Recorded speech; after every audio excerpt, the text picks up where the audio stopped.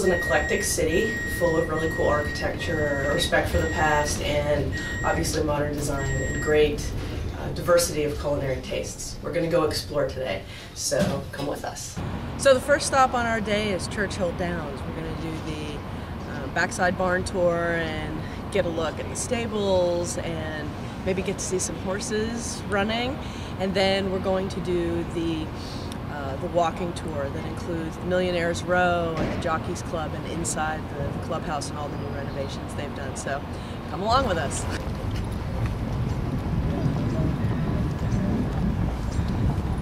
Tend to get a lot of injuries in those legs that oftentimes prevent them from standing or even walking on their own. So our equine ambulance will be used to get those thoroughbreds off the track with a little more ease, which you'll see the back end is all hydraulic, so they lower that completely to the ground. As the races conclude elsewhere, then horses will start to arrive here. We'll actually have room for about 1,424 horses. That includes race horses and the lead ponies who are here to assist in the training process. 65%, and of that percentage, the trainer and jockey, they each will get 10%.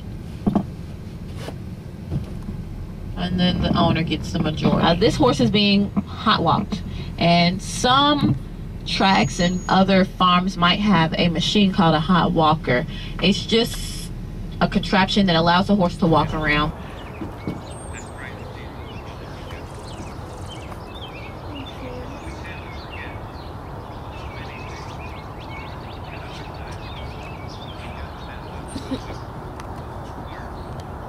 Here on the backside, everything still kind of stays a traditional, primitive way. They still do things the old school way, so to speak. Yeah, I think that's a good thing.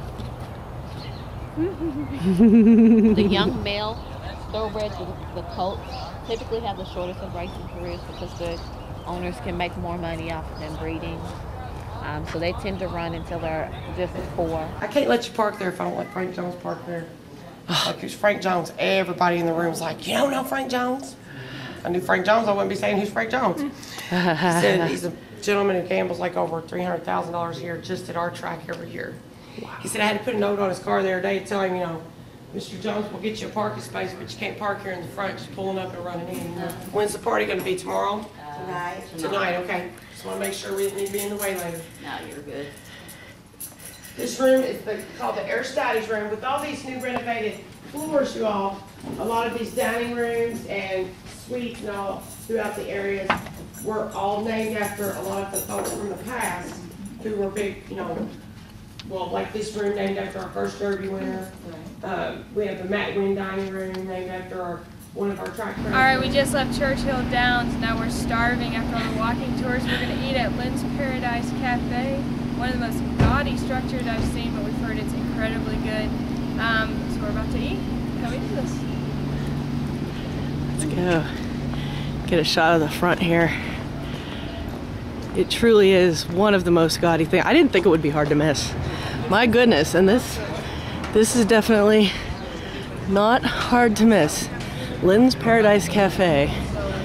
Very kitschy, very eclectic, very, very colorful. So let's go get some grub. You gonna follow me?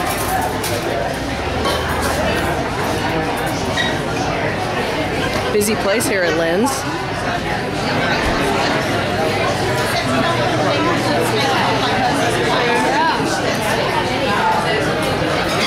This place has been written up in so many places, I'm not surprised it's this crowded.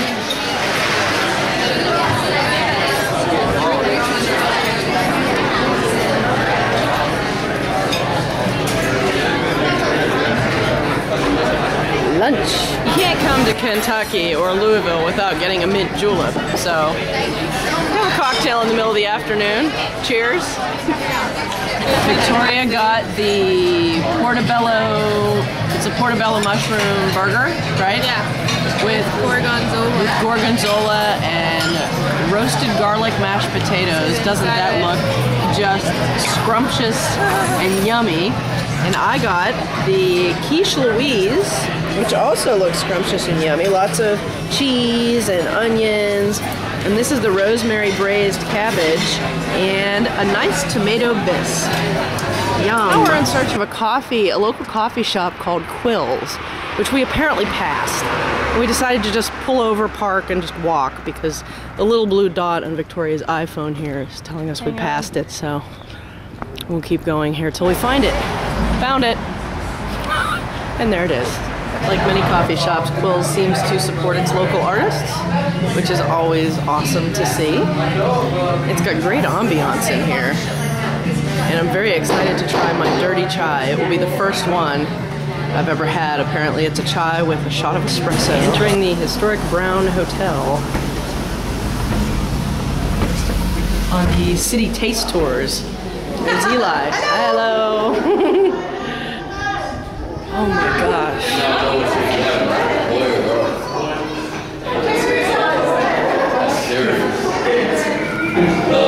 Oh my gosh. Wow. This is gorgeous. Oh my gosh. Wow. And this would be the chair for you and Ben's new living room. Are you what? Her husband's name is Ben. Oh. It's a nice oversized chair. It's a chair fit for a queen. I can ask you a question. Yes. What is with the megaphone on the chandelier? Is that just a piece of art? Is it supposed to be suggestive of something? Because I've walked by it twice now and I can't figure out why there's a megaphone on the chandelier. There is a chain or a string or something that during the day that if you pull on that chain, it actually makes a human noise. And it kind of lets the bellman and the front desk know that you're out here and there's luggage. That's hilarious. Wow. That's fantastic. That's a great story. Awesome. Take us in.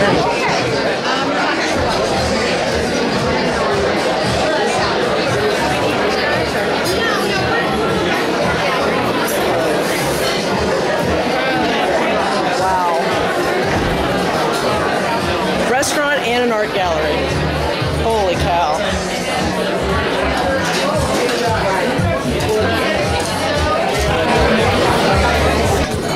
Cool. Oh my gosh. Really interesting stuff. Wow. Glass. Oh my gosh, this is made. Feel free, take a look around, walk around. It goes all the way down. I do recommend that everybody pops their head into the men's bathroom because that's probably the coolest thing ever. Duly noted. Okay, so this bathroom, the women's bathroom, has eyes. Looking at you. In the mirror. That is the funkiest thing. Okay, here's the men's room. Oh, look. More eyes. Oh my gosh, look at this. Oh, wow. So this is the urinal. It's just a streaming sheet of water. Wow, look at that. Sorry. We're touring. I won't get your face. This 21C in Louisville is an unbelievable art gallery space, as you can see from what I've shot so far, but boy, they have some incredible art here, and this space itself is just gorgeous. It's so inspiring, so artistic, just wonderful. So we're back at the hotel now. One day in Louisville has been amazing. Oh my goodness, we have seen and done so much. This is really a cool, small city. There's a lot to do, lots of culinary diversity, obviously. I mean, chocolate enrobed, vanilla bean cheesecake, all sorts of different wines. The culinary experience, we had dinner at a Mediterranean deli. How cool is that? I definitely recommend visiting here. I also recommend doing the city taste tours. These women were amazing. They started their business during this economy, which I really highly commend them, and they do such a good job. The bus is very comfortable.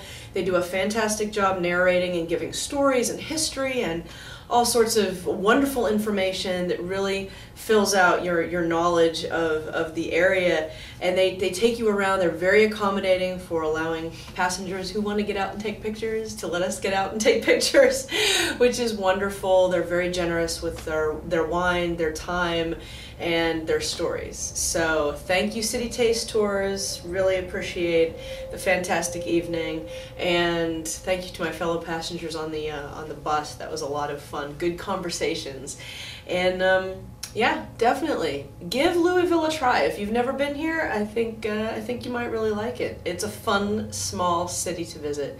Lots to do here. Way to go, Louisville.